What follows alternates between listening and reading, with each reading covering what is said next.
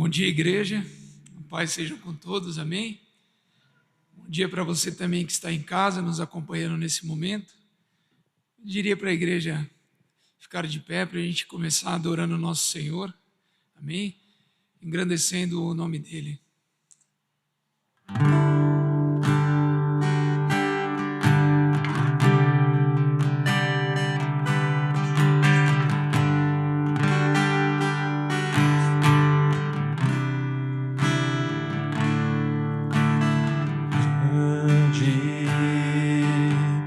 É o Senhor e muito digno de louvor. Na cidade do nosso Deus, seu santo monte, a alegria de toda a terra.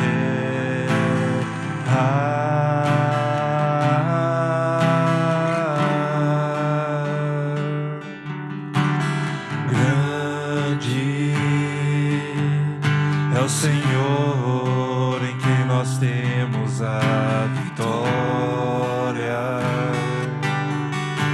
que nos ajuda contra o inimigo. Por isso diante dele nos prostramos.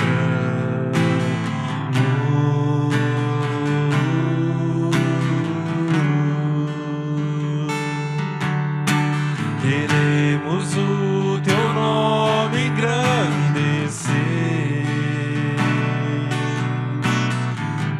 e agradecer-te por tua obra em nossas vidas. Confiamos em teu infinito amor, pois só tu és o Deus eterno sobre toda a terra e céu. Desde o início. Grande é o Senhor e muito digno de louvor. Na cidade do nosso Deus, seu santo monte, a alegria de toda a terra.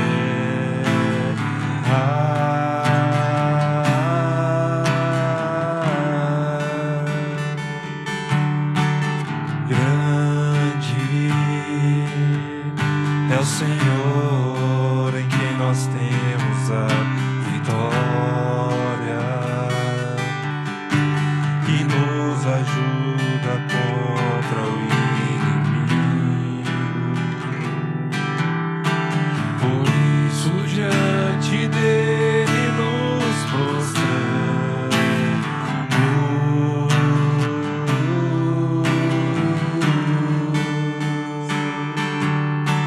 Queremos o teu nome engrandecer e agradecer-te por tua obra em nossas vidas. Confiamos em teu infinito amor, pois só tu és o Deus eterno sobre toda a terra. Só tu és o Deus eterno sobre toda a terra. De novo. Pois só tu és o Deus eterno sobre toda a terra e céu.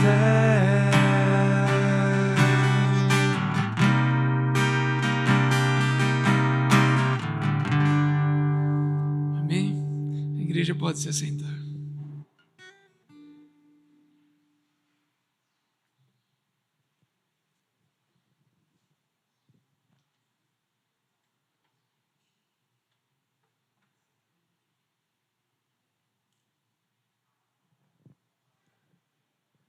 Bom dia, igreja, graça e paz.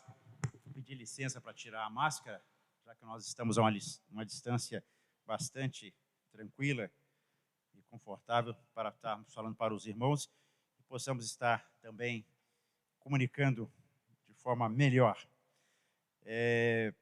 Quero contar um pouquinho do que aconteceu comigo nesses últimos 15 dias, na realidade já não são mais 15, 21 dias, quando eu estive viajando a quase 3.000 quilômetros por carro. Eu não fui de carro, não tinha condição, mas de avião, 4 horas de avião e mais 4 horas de percurso de carro.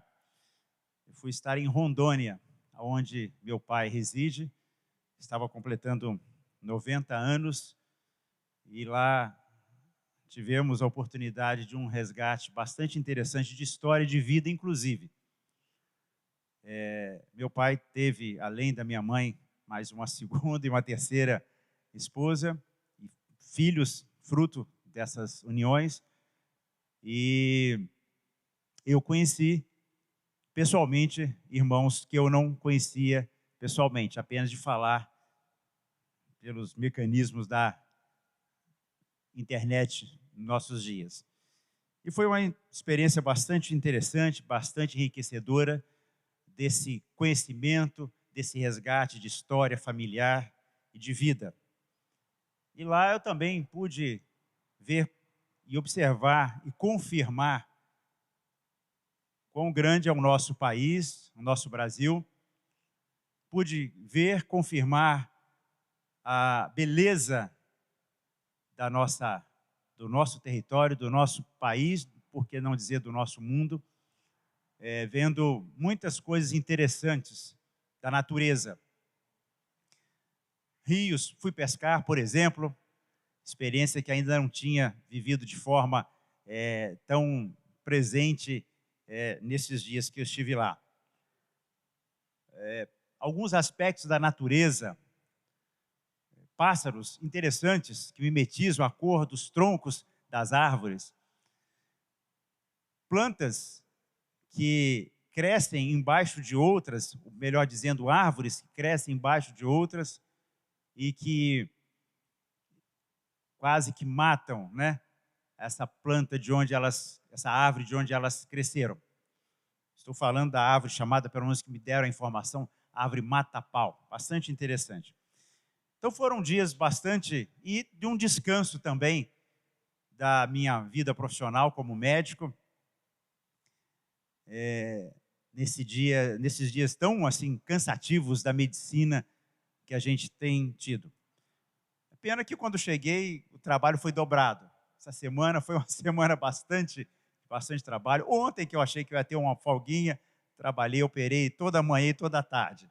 Fui sair do hospital às quase 6 horas da tarde por conta de 3 cirurgias de urgência. Mas eu estou contando tudo isso até para dar uma introdução à nossa lição, da nossa revista que nós estamos estudando. Foi assim que tudo começou. Um estudo sobre o livro de Gênesis, uma mensagem urgente de Gênesis. Esse é o tema do trimestre da lição que nós estamos estudando. Semana passada nós já tivemos uma introdução, acredito que foi o presbítero Plínio que deu a introdução, na parte 1, o Big Fiat. No princípio, Deus criou todas as coisas. E acredito que já foi abordado algumas questões desse ato criador, desse Deus criador, e aí algumas questões até do próprio cosmos, do próprio universo, que nós temos conhecimento, nós temos ciência disto, e alguns aspectos também da antropologia, o estudo do ser humano, né? Deus, no livro de Gênesis, também se revela como criador da raça humana. E que o ser humano é portador da imagem de Deus. E, no final da lição passada, tivemos também que o tema da criação ele não fica limitado apenas a Gênesis. Mas, além de Moisés, outros escritores bíblicos também nos apresentam, nos convidam a, inclusive, adorarmos e louvarmos a esse Deus Criador e todas as coisas que Ele criou. E aí foi citado o exemplo do livro de Salmos, com os vários passagens sobre o assunto. E hoje, segunda parte, o tema da lição vem ali bem pequeno, em cartaz, a glória e a majestade de Deus. E dentro desse contexto, e quando nós vamos começar a estudar o livro de Gênesis, como informação, como conhecimento para nós, nós não podemos deixar de fazermos também uma introdução do que nós vemos e que observamos no mundo em que nós vivemos, em que os questionamentos da existência, dos comportamentos do ser humano como um todo, nos seus diversos aspectos, tem sido muito questionado. Lá ainda em Rondônia, eu tive a oportunidade de um convite meio de última hora, mas de estar falando sobre o tema tão hoje falado, controverso, que é a ideologia de gênero. Essa questão aí do masculino, do feminino, baseado no que Deus criou, homem e mulher. E por aí afora eu poderia estar falando uma sem número de coisas sobre esse aspecto. O livro de Gênesis, ele nos apresenta conhecimentos e informações que na vida comum nossa, quando nós nos referimos a outras informações e outros conhecimentos, muitas vezes eles não são questionados ou são arguídos de forma tão ativa como nós temos visto com relação ao estudo da Bíblia, ao estudo, a criação do mundo como ele é e do ser humano como ele é. E eu poderia dar um exemplo aqui, por exemplo, nos livros de escola, quantos de nós já estudamos lá que a invenção da energia elétrica ou da luz elétrica, Benjamin Franklin, Thomas Edison, seriam alguns nomes que nós nos lembraríamos. E quando nós temos o conhecimento disso, nós entendemos, compreendemos e aceitamos de uma forma, e o mundo aceita de uma forma pacífica. E nem por conta disso nós conhecemos pessoalmente esses homens, não presenciamos o momento em que eles inventaram, em que eles criaram esses elementos, por exemplo, energia elétrica, a luz elétrica, a luz incandescente, melhor dizendo, mas nós aceitamos e cremos. Quando nós pegamos, por exemplo, a nossa certidão de nascimento, e quantas vezes na nossa sociedade, por conta de questões sociais que regulam a nossa sociedade, precisamos apresentar a nossa certidão de nascimento. Na certidão de nascimento, lá vem escrito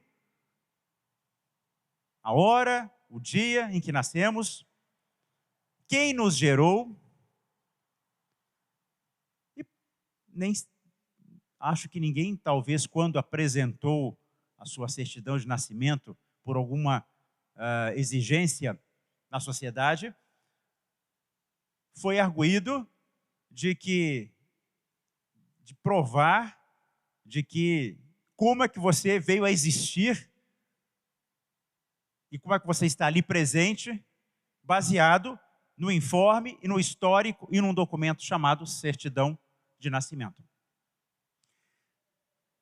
Mas quando nós queremos ir mais a fundo neste conhecimento da vida humana, da história do mundo, da história do universo, da história do cosmos, aí nós encontramos uma série de conjecturas, de controvérsias, de reações, de necessidade, muitas vezes, de seres humanos querendo a prova ou questionando essa história em que nos apresenta a Bíblia, que não deixa de ser um livro de história também, só que com um conteúdo que nós, como cristãos, cremos pela fé, que é a palavra de Deus. é a informação que nós recebemos, até mesmo do que nós somos, porque existimos, como viemos a existir e como este mundo em que vivemos veio a existir. E Gênesis 1 e 2, que é parte desta aula desta manhã, é a base para nós compreendermos o mundo, o homem e o plano de Deus para nós. São esses dois capítulos na Bíblia que nos dão sentido até mesmo a esse entendimento que nós temos pela fé e por crermos que isto aí é uma coisa que aconteceu, é fato que aconteceu na estrutura e na existência de todo o universo. E o que tem contido nesses dois capítulos, quando nós começamos a destrinchar e entender cada item, cada palavra, cada texto, cada parágrafo, vão nos dando conta e sedimentando e fortalecendo esta fé que nós temos nesse Deus que nós cremos. Fé esta que até esse próprio Deus nos dá. Paulo, autor de Efésios, da carta aos Efésios, nos diz que pela graça nós somos salvos mediante a fé e que nem esta fé vem de nós mesmos, mas o próprio Deus nos comunica. A carta aos Hebreus também diz, com relação desta fé, é que nós precisamos crer, muitas vezes nas coisas que nós não vemos, mas cremos que elas existiram. E aí, sem capítulo 1 e 2 de Gênesis, nós não compreenderíamos também o que o pecado corrompeu e por que ele é tão grave e para onde Deus encaminha a sua criação.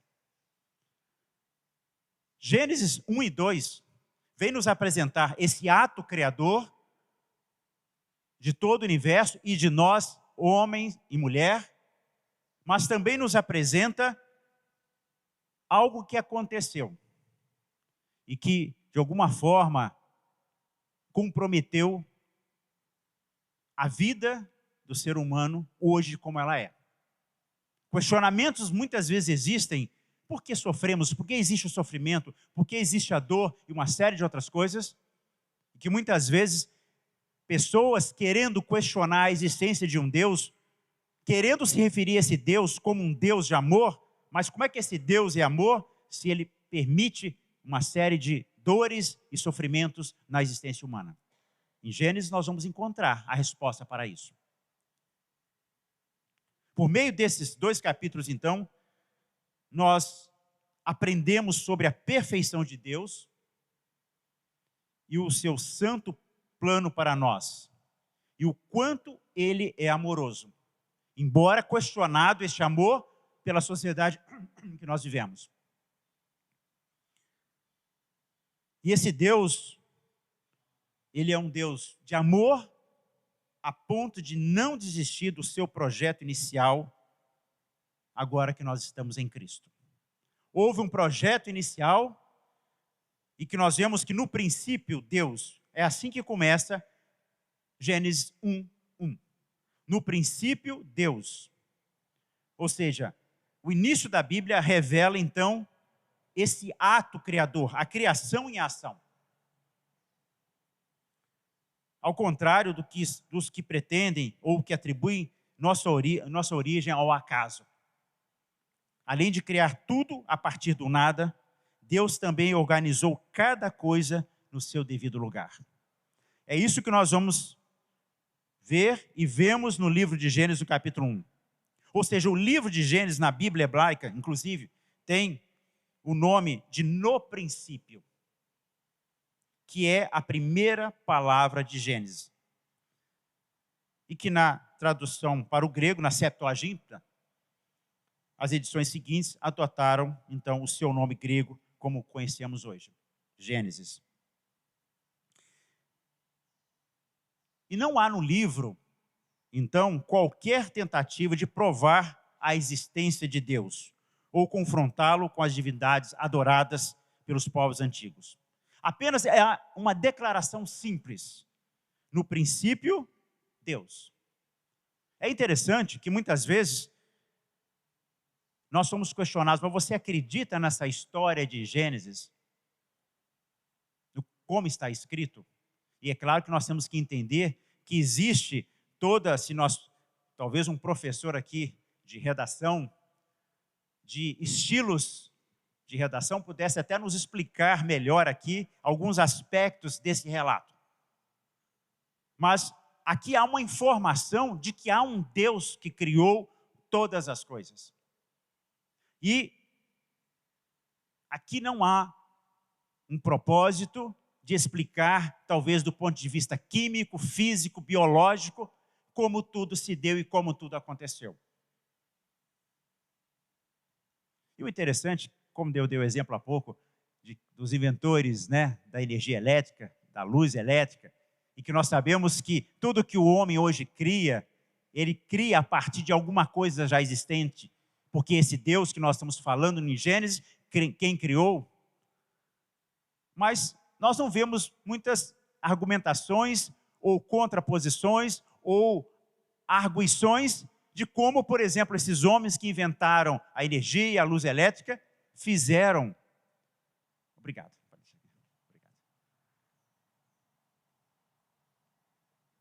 Como é que eles realizaram? Detalhes.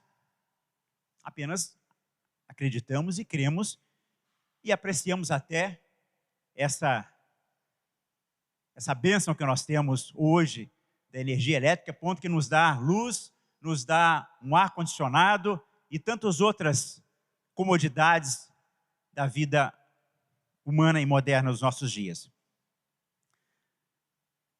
Então, essa declaração revela, primeiro, no princípio criou Deus, revela a autoexistência de Deus, da sua eternidade e a total dependência que toda a criação tem do seu Criador.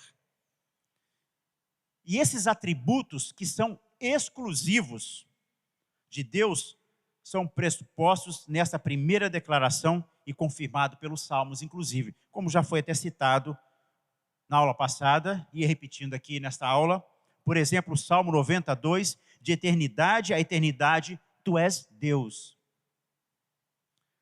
Tu és sempre o mesmo e os teus anos jamais terão fim. O Salmo 102, por exemplo, no verso 27.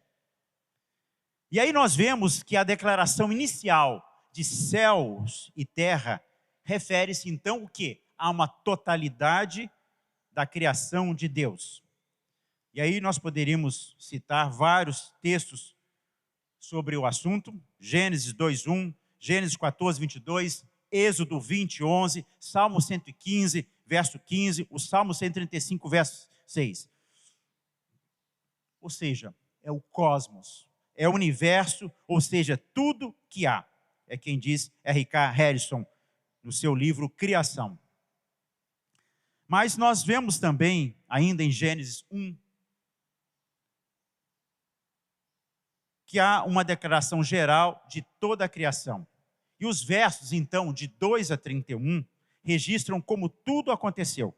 Ou seja, a narrativa do capítulo 1 segue duas tríades perfeitas do primeiro ao sexto dia e na seguinte ordem. Então, quem está com a lição, quiser acompanhar, pode estar vendo lá. A primeira tríade, os dias 1, 2 e 3, nós vemos a citação da criação da luz.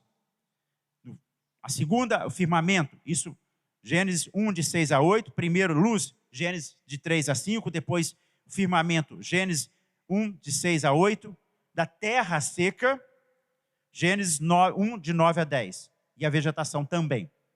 E aí, a segunda tríade, falando, ou seja, da criação, no quarto dia, quinto e sexto, dos luzeiros, dos habitantes, das aves, dos peixes, dos animais terrestres e, por fim, do ser humano ou dos seres humanos. Então, nós vemos que essa organização, essa descrição organizada, comunica, primeiro, que a Deus pertença o supremo governo de toda a terra. porque foi Ele quem criou, foi Ele que fez existir do nada tudo. Ele é o único agente e em cada novo cenário montado nesses 3 primeiros dias, Ele faz cumprir o seu propósito de harmonia e perfeição em toda a sua obra. E por isso, outras 2 expressões constantes marcam a narrativa. Quais são? Houve, tarde e manhã, 6 vezes são citadas no texto de Gênesis 1. E nós vemos também que há uma outra citação. E viu Deus que era bom. Também 6 vezes. E o verso 31, quando ele nos diz, viu Deus tudo quanto fizera, e eis que era muito bom, houve tarde e manhã, no 6º dia. De modo especial, nós vemos que é uma declaração total de como Deus considerou toda a sua obra depois de completamente concluída.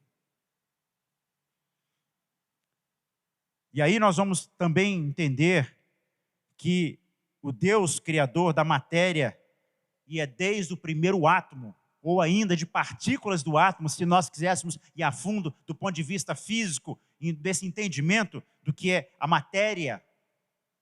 E quando estudamos nos nossos bancos escolares sobre a matéria de uma forma mais objetiva, nós vemos essa expressão do ex nihilo, que significa do nada. Sem uma matéria previamente existente, nós vemos que Deus criou todas as coisas. Ao contrário dos nossos inventores, dos nossos, que tantas outras coisas nós podemos citar, que criaram, inventaram coisas a partir de coisas já existentes. Gênesis nos apresenta um Deus que criou tudo do nada. E o apóstolo Paulo, então, retrata essa verdade quando ele diz, o Deus que vivifica os mortos e chama à existência as coisas que não existem. Em Romanos 4, 17. E também nós podemos ver em Hebreus 11, 3, essa mesma expressão. E nós vemos também que Agostinho, grande teólogo, expressou desta maneira a fé cristã. De que modo, porém, criaste o céu e a terra? Se Agostinho perguntando, que instrumento empregaste em tão grande obra? Meu Deus, como fizeste o céu e a terra? Evidentemente, não criaste o céu e a terra, no céu e na terra, nem no ar ou na água, porque também esses pertencem ao céu e à terra. Nem tinhas à mão matéria alguma com que modelasses o céu e a terra. E para fazer alguma coisa, de onde terias tomado o que ainda não tinhas feito? E aí Agostinho continua ainda. Criatura existe senão porque tu existes. Portanto, disseste uma palavra e as coisas foram feitas, com a tua palavra as criaste. Gênesis 1, então, rejeita a ideia de Deus como um ser dependente de alguma coisa. Deus não depende de coisa alguma, nunca dependeu e nem dependerá. É uma declaração que coloca toda a existência, então, sob o governo, sob a autoridade desse Deus, e que nós temos que entender isso. O mito babilônico da criação, que estabelece a sua origem no caos, por exemplo, onde deuses emergem das águas, ou que prende os deuses à criação, mas Gênesis apresenta todas as coisas condicionadas a Deus e a Ele, e nada dependente, porque esse Deus não depende de nada. As teorias que muitas vezes nós vemos do Big Bang, por exemplo, quando a ciência, pela ciência, e é claro que nós sabemos que existem muitos cientistas que eles, através dos seus experimentos, já testemunharam que a existência de um Deus criador, mas nós temos também, como disse no início, vivemos numa sociedade muito questionadora, em que existem polos extremos, aqueles que são neutros ou indiferentes, mas de um contexto geral nós encontramos isso. E na ciência não é diferente. Alguns que tentam, de alguma forma, explicar a existência de tudo e do universo e do próprio ser humano através do caos. De puras e simples reações químicas, físicas, ou seja, ou até biológicas mesmo, e que as coisas foram acontecendo por conta de efeitos em que não há um Deus, um ser criador. Mas Gênesis, então, apresenta todas as coisas condicionadas a Deus. A Ele. E nós vemos, então, que pela palavra, ou seja, Deus criou todas as coisas tão somente por sua palavra. E quando a gente pensa em palavra, e quando nós vemos que, quando Gênesis nos apresenta aqui, e disse Deus, haja luz, e aí por afora ele vai dizer no verso aí, haja firmamento, e outros itens da criação, nós vemos que dentro desse contexto, ou desse fiat, ou também numa outra tradução de decreto, quando eu penso, por exemplo, que um decreto, o fazer alguma coisa, exige que alguém decrete, que alguém fale, que alguém dê essa ordem. E quando nós pensamos, por exemplo, num decreto de um governante, quando ele cria algum decreto, alguma coisa para a população em geral, nós sabemos e nos remetemos que por trás daquele decreto existe alguém que decretou. Mas o conhecimento que a Bíblia, que Gênesis nos dá, é justamente esse. Essa informação de que por trás de tudo que foi decretado, de que tudo que foi ordenado na criação do cosmos, do universo e do ser humano, existe alguém. Esse é Deus. Ao dar a ordem, eis que surge o acontecimento. O verbo disse aparece 10 vezes. Assim louvam o livro de Salmos. Ele falou, tudo se fez. Ele ordenou e tudo passou a existir. O Salmo 33, 9, por exemplo. Louvem o nome do Senhor, pois mandou ele e foram criados. Salmo 148, 5. Gênesis 1 é marcado então pela frase, disse Deus. Decretou Deus. Haja, o texto que nós lemos. Ou seja, no começo de cada novo estágio do processo criativo. Assim, a palavra de Deus também se revelou pelas Escrituras Sagradas. Em outros textos que nós poderíamos citar aqui, por exemplo, de 2 Timóteo 3,16, Hebreus 4,12. E ainda mais, plena e perfeitamente por Cristo.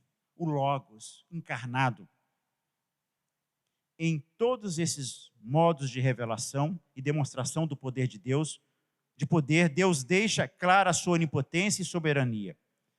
E cabe a Deus, e cabe a nós, e cabe à igreja, tão somente adorar, crer, propagar essa história fantástica e magnífica e maravilhosa, que é desse Deus que tem esse poder criador e que criou a cada um de nós. Mas ainda nós vemos que, concluída a obra, e esse Deus, como ele tem um plano, ele tem um projeto, nós vemos que Gênesis 2:2 diz que Deus descansou, ou literalmente sabatinou. É o chamado Shabat. Cessou de criar. Ou seja, houve atos e uma criação desse Deus, e eu creio que é como se Deus dissesse, tudo está consumado do ponto de vista da criação. Não há necessidade de se criar mais nada, porque tudo o que foi criado era suficiente para que talvez a coroa da sua criação, que foi nós, Glória essa que não foi dada nem aos anjos, do ponto de vista da criação. Esse Deus disse: tudo está consumado. E aí nós vemos que há um descanso. Ele cessou de criar na realidade. Deus não se cansa. Isaías 40, 28 diz isso. Mas ao terminar a sua obra de criação, decidiu que no sétimo dia todos deveriam cessar de trabalhar. Somos feitos à imagem e semelhança de Deus. E dentro, veja bem, nós temos que entender que nós não somos iguais a Deus. Há algumas teorias, filosofias e por aí afora, muitas vezes também dentro de um campo da espiritualidade que nós vemos mundo afora, que não convergem, que não têm a sua origem nas Escrituras Sagradas, tentando muitas vezes dizer que Deus é a natureza, que tudo é Deus, que nós somos Deus e por aí afora. Mas que a Bíblia nos apresenta que nós somos a sua criação, a sua imagem e semelhança, e Ele nos comunica algumas coisas que é do seu caráter. E aqui, dentro desse princípio, nós somos meio que orientados por esse Deus, a esse descanso. Quando nós vemos esse princípio da criação é a base para o quarto mandamento. Pois Deus é o Senhor sobre toda a criação e o homem reconhece isso nunca numa única atitude. Ou seja, responsiva de culto no dia do Senhor. É o que nós fazemos no nosso domingo, é o sétimo dia. Mas e se você não tiver condições? Eu, por exemplo, muitas vezes, eu tenho que trabalhar nos domingos. A ideia que nós temos é que há necessidade de separarmos um dia para que nós possamos estar cultuando, glorificando esse Deus, num sentido até mesmo de descanso, mas desse de trabalhar que nós temos que muitas vezes na nossa vida fazer.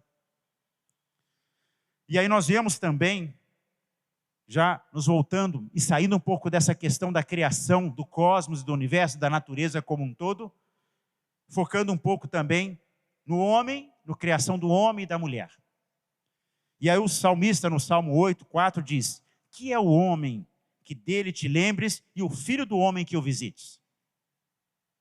Admirado ao contemplar toda a exuberância da criação, encantado com a glória de Deus, cercado da beleza dos céus e da terra, o salmista questiona: o que é o homem? Deus sempre esteve satisfeito consigo mesmo. Ele não precisava do homem para aumentar a sua glória.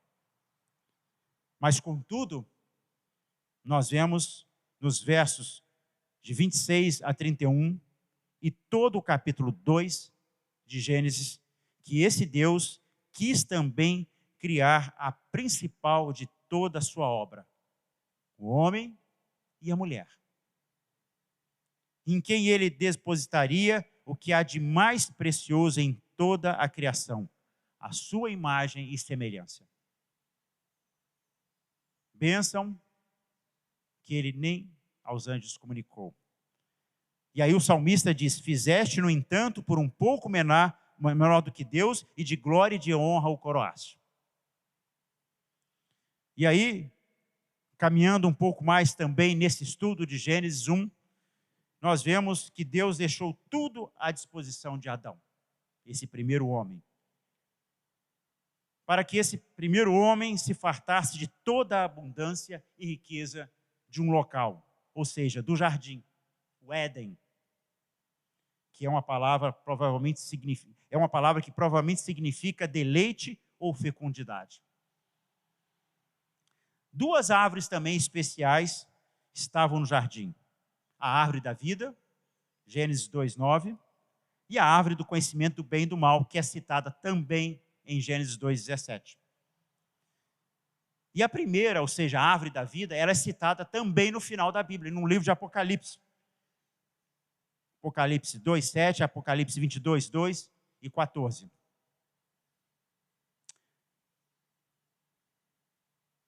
E a qual, ou seja, não terão acesso todos aqueles que terão acesso a todos aqueles que perseverarem até o fim, como um símbolo para todos que têm em Cristo que tem em Cristo, que é a própria vida. Ou seja, a árvore da vida, todos nós que um dia cremos ser Cristo, o próprio Deus Filho, que nos comunicou a graça da salvação, desse resgate que nós tivemos para com o Pai, da possibilidade de desfrutarmos da bênção da árvore da vida, que é o próprio Cristo. Isso nos foi dado como bênção para as nossas vidas. Mas nós vemos que após a queda, o homem perdeu o acesso a ela. E aí entra toda a história, toda a centralidade da Bíblia, que é a possibilidade do nosso encontro com essa árvore da vida, que é Cristo. Mas a outra árvore, ou seja, a árvore do conhecimento do bem e do mal, o autor da lição diz que ela não era má em si mesma. Ela estava ali como um teste de obediência, mas por ter violado o acordo, o homem caiu em desgraça e levou consigo toda a sua descendência. E aí nós vemos que as duas narrativas que são citadas no capítulo 1 e o capítulo 2 de Gênesis, descreve a forma organizada e metódica como Deus criou e dispôs todas as coisas.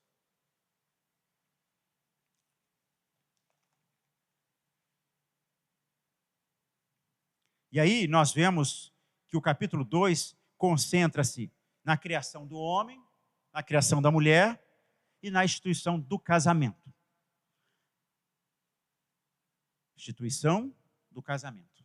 Algo tão também nos nossos dias, de alguma forma combatido através de filosofias, de pensamentos puramente humanos, totalmente longes do conhecimento do que nós vemos nessa Bíblia e no livro de Gênesis, quando Deus cria homem e mulher e tem um propósito para a vida desses dois.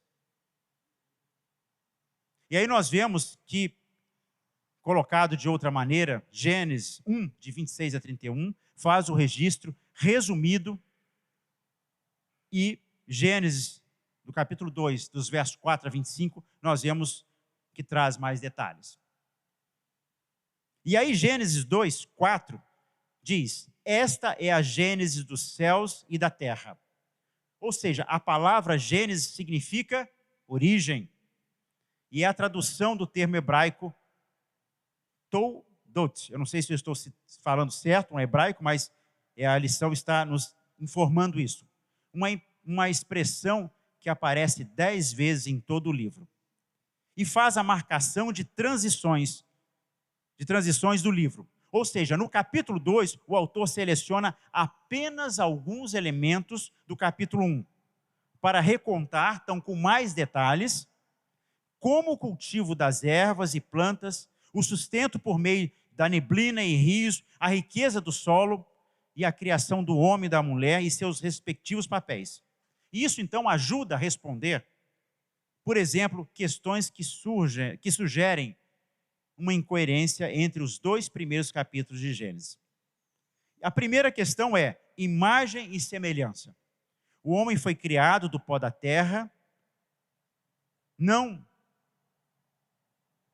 ex nihilo ou nihilo, que é, ele foi criado do pó da terra.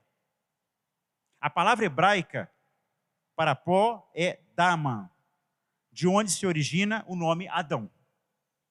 Essa criação difere de como Deus fez todas as outras coisas.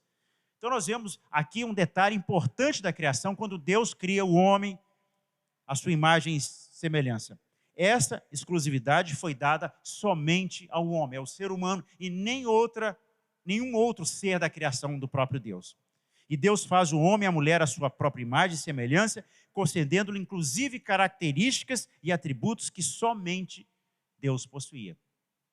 E aí nós vemos que as primeiras funções estabelecidas por meio dessa concessão relacionam-se à multiplicação e ao governo sobre a terra.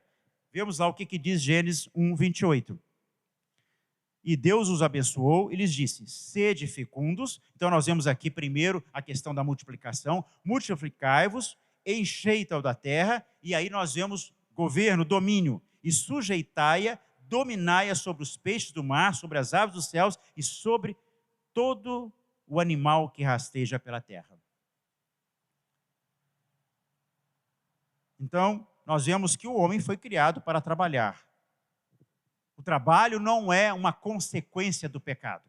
O que nós vemos que o pecado apenas tornou esse trabalho mais penoso, mais árduo. Mas o trabalho, o cuidar da criação, foi alguma coisa que foi instituído pelo próprio Deus. Ser a imagem e semelhança de Deus implica ser representante de Deus, diz o autor da lição, na terra, fazendo aquilo que espelha o seu cuidado e zelo, além de ser um reflexo do amor cuidadoso e pactual necessário para o bom e santo relacionamento entre os humanos e toda a criação. E aí nós vemos que quando nós vivemos a realidade de sermos a imagem e semelhança de Deus tal qual ela é, na sua essência, isso deveria gerar da nossa vida em comunidade e como sociedade só coisas boas, se nós pensarmos assim. O problema é que aí entra a questão do pecado, que desvirtua e que muitas vezes vai comprometer essa imagem e semelhança que devemos viver no dia a dia, porque o pecado nos atrapalha vivenciarmos isso na nossa vida. E sermos, então, autênticos representantes de Deus na terra. Ou seja, fazendo aquilo que se espelha o seu cuidado e zelo para com nós. Por ser o homem portador de sua imagem, Deus se comunica e se relaciona com ele como não faz como qualquer outra criatura. Nas mitologias antigas, somente o rei era considerado imagem e semelhança de Deus. Por isso, o que ele fazia era como se fosse o próprio Deus fazendo. Então, além desse atributo, nunca ser admitido em mulher. Gênesis se contrapõe a esses conceitos, mostrando que cada ser humano criado é vindo a este mundo à semelhança de seu Criador. E aí nós vemos que a queda não removeu essa imagem, ainda que tenha corrompido e comprometido severamente. E daí nós não conseguimos, enquanto sociedade de humanos, que foi de alguma forma afetado, e eu gosto muito de falar, até do ponto de vista médico, né, esse vírus que comprometeu a existência humana, e que corrompeu e comprometeu severamente o espelhamento dessa semelhança da imagem de Deus na vida humana. E aí a lição ainda fala sobre o casamento entre o homem e a mulher, essa união. Os versos 18 a 25 registram a decisão divina de dar ao homem uma companheira. Sua responsabilidade perante os animais, a criação da mulher e a ordem para deixar pai e mãe. Depois da declaração de tudo ser muito bom na criação, surge o impactante não é bom. É o que nós vemos, e eu gosto muito de falar quando estou falando muitas vezes para casais sobre as coisas que Deus fez e que viu Deus que era bom, mas chega um momento no relato bíblico que ele descobre que não era bom que o homem estivesse só. É claro que Deus, isso aí está dentro de um contexto de entendimento, que Deus sabia de todas as coisas. Mas para que nós pudéssemos talvez ter um entendimento de que faltava ainda alguma coisa na vida do ser humano, desse homem que Deus criara. E aí nós vemos que, assim como Deus em sua triunidade é um ser relacional, o homem também foi feito assim. O homem precisava se relacionar. Embora o homem não é composto de uma tripla personalidade, como Deus Pai, Deus Filho e Deus Espírito Santo, mas ele foi um homem e um ser criado para viver em perfeita comunhão com Deus.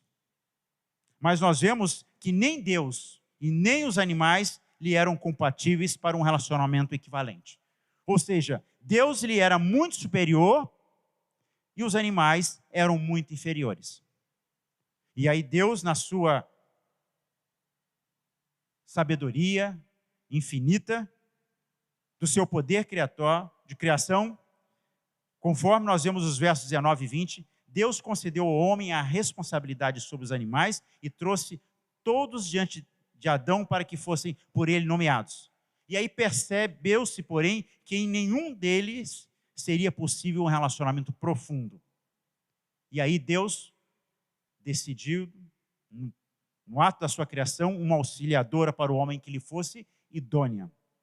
E Deus realizou o primeiro matrimônio, estabelecendo uma ordem, que o vínculo humano mais profundo se consolidaria quando o homem deixasse pai e mãe e assumisse a responsabilidade sobre a sua família. E aí está, inclusive dentro desse contexto de ensinamento, de conhecimento para nós, nesse ato da criação, desde a criação de toda a existência, de todo o cosmos, de todo o universo, de todo o ser humano, e quando Deus cuida também que esse ser humano vivesse um relacionamento. Primeiro com o próprio Deus, mas que também ele sabia que o Deus, o próprio Deus, que não precisa de nós para se relacionar, já que ele é infinito, na sua sabedoria, no seu conhecimento, em poder, graça, mas ele proporciona ao homem também vivenciar a ideia do relacionamento. E aí vem a ideia da família, do casamento, quando Deus institui.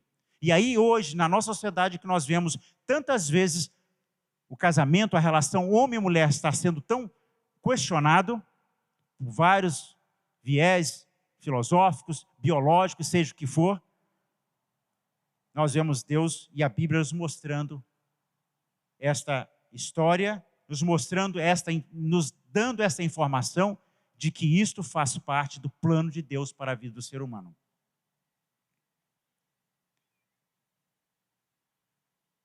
E aí, concluindo, nós vemos que Deus é perfeito, bem como toda a sua obra.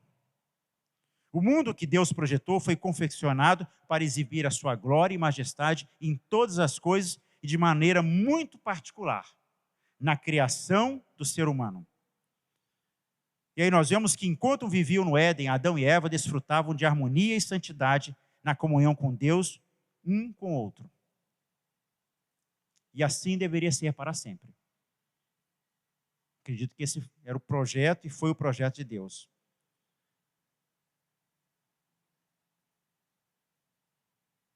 Mas, quando Deus restaurar toda a sua criação em Cristo, e é em Cristo que nós temos que, e a centralidade da Bíblia, toda a Bíblia apresenta e nos aponta Cristo como o resgate desta restauração da criação, lá no Éden, para que nós possamos pensar num Éden futuro, celestial, que nós vamos desfrutar da presença de Deus, e já sem a presença do pecado. E nós vemos que Deus já iniciou esse processo em Cristo Jesus. Lá no próprio Gênesis, nós vemos Deus também nos mostrando, nos identificando, nos dando informação do pecado, esse caos aí sim que existiu na criação, mas que o próprio Deus, aqui já no livro de Gênesis, nos capítulos iniciais, ele nos aponta também o resgate dessa vida com ele. E aí nós vemos que há a possibilidade, então, de estabelecer a presença transformadora do seu reino no mundo. E assim, no tempo certo, toda a criação será restaurada.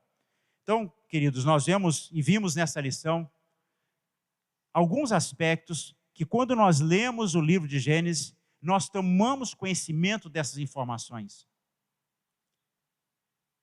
E assim nós podemos ter a tranquilidade de que esse Deus que criou todo o universo, criou o ser humano, criou a mim e a você, por consequência, ele tem um propósito, tem um plano harmônico, tem um plano perfeito, e que nós precisamos entender que é só através da fé nesse Deus que nos proporciona a possibilidade, inclusive, de termos acesso a essa árvore da vida que é citada aqui no Gênesis, mas também lá no Apocalipse, como uma promessa definitiva para a existência humana.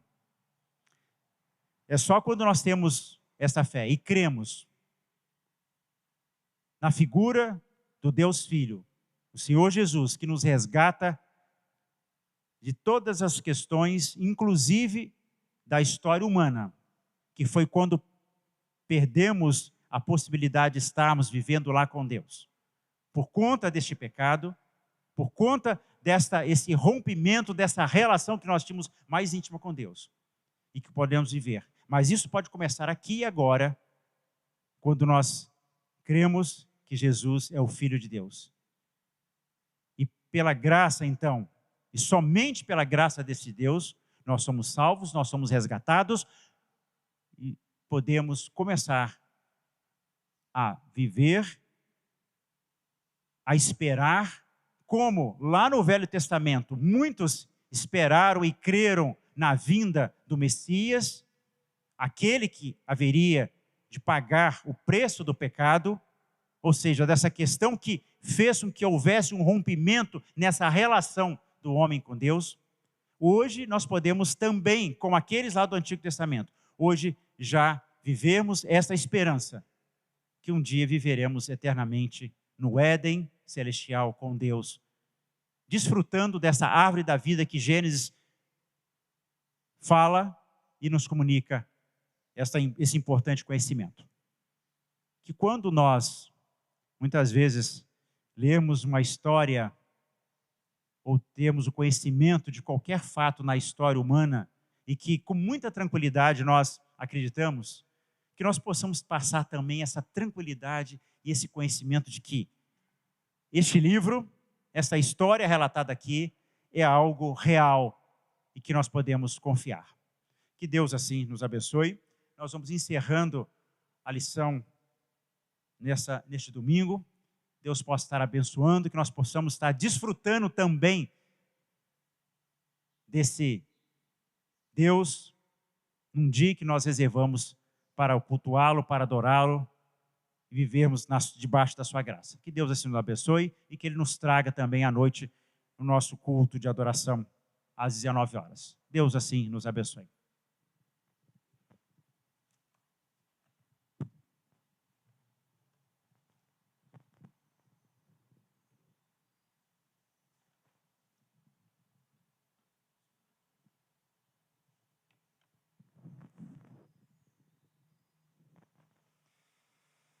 Bom dia, irmãos. Graça e paz aos que estão presentes aqui e aos que estão em casa também. Nós queríamos aproveitar o momento da escola dominical. Nós estamos no início da exposição dessa revista, que os irmãos estão vendo aqui pela mão. Aproveitar tanto para reforçar aqui na igreja a utilização da revista, como também para mandar um recado para o pessoal que está em casa. O pessoal que está acomodado em casa, participando da escola dominical através das mídias sociais. É importante que você que está em casa venha à igreja buscar a revista. Nós não temos como levar até a sua casa. Então, durante a semana, os irmãos podem procurar a secretaria da igreja, retirar a revista para fazer o acompanhamento das lições em casa, no caso daqueles que estão impossibilitados ainda de comparecer às reuniões presenciais. Agora, tanto nós que aqui estamos vindo pela manhã, como nós que estamos em casa acompanhando, é necessário fazermos bom uso da revista. E como que nós fazemos bom uso? Durante a semana, é necessário abrir a revista, fazer as leituras devocionais que ela oferece, estudar a lição e fazer os apontamentos das dúvidas que você tem a respeito da lição. Nossa próxima lição será agora a lição 3, que vai falar sobre a aliança de Deus. Então, durante a semana, você já tem tarefa de casa para poder fazer as leituras, estudar a lição e trazer o apontamento para as suas dúvidas. Nós vamos estudar durante a semana uma maneira de nós disponibilizarmos aqui, de repente, um microfone para que você possa fazer a sua pergunta. Os irmãos aí do equipamento de música, dão uma olhada lá. nos irmãos da música, e se encontra algum equipamento, algum fio de microfone que dê um pouco mais de extensão, para que as pessoas possam participar da escola dominical sem necessariamente deixar de ter o distanciamento necessário aqui na igreja. Se nós não encontrarmos um cabo de microfone que dê até ali, quem sabe os professores podem usar o microfone fixo aqui na frente e deixar esse sem fio para que os alunos possam fazer suas perguntas. O fato é que é necessário que nós nos envolvamos em relação ao processo da escola dominical. Gostaríamos também, nessa manhã, de fazer referência aos aniversariantes da nossa igreja. No dia 16, o nosso irmão Raimundo Baraúna completou mais um ano de vida, se eu não me engano, um pouco mais de 15. A nossa irmã Juliene, da mesma forma, no dia 19. E na próxima semana, nós temos aí oportunidades para a celebração, no dia 24, com o aniversário da nossa irmã Andréa Selle e do Nelson de Lima. Sem falar que no dia 25 nós podemos ter aí um grande festejo, que é o aniversário de casamento do nosso irmão André e a nossa irmã Marisol. 14 anos de casamento, bodas de marfim. Já tem que tomar cuidado com os traficantes aí, né, de marfim, por conta da riqueza que é esse período de 14 anos de relacionamento. Nós louvamos a Deus pela vida dos nossos irmãos, agradecemos ao Senhor pela perspectiva que Ele nos dá de que esses completarão mais um ano de vida, e também o casal que está aqui presente, que já se prepara aí para celebrar os 14 anos de casamento, e vamos orar nesse instante, encerrando a nossa escola dominical. Vamos ficar em pé. Agradecemos também, agradecemos a presença dos nossos visitantes. Depois, quando terminar, aí você cumprimenta, assim, gesticulando mesmo que de longe. E os irmãos que não têm a revista da escola dominical, procurem o Edgar, aquele simpático jovem que está ali atrás. Ele vai estar fornecendo para vocês. Vamos orar.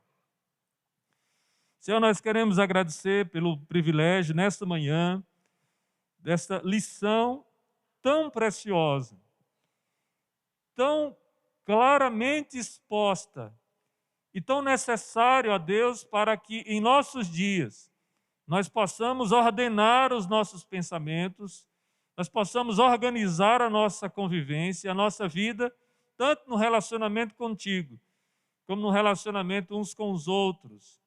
Além, ó Deus, de nos ajudar a nos posicionar como cristãos diante de todos os temas, muitas vezes polêmicos, que estão sendo colocados e que tem tudo a ver com essa narrativa que nós encontramos com Gênesis. Porque, de fato, quando abrimos as Escrituras, a nossa mente é iluminada e nós percebemos a revelação do Senhor, nos dando discernimento, norte, de como devemos viver para, de fato, agradar ao teu coração e para sermos livres e felizes por estarmos no centro da tua vontade.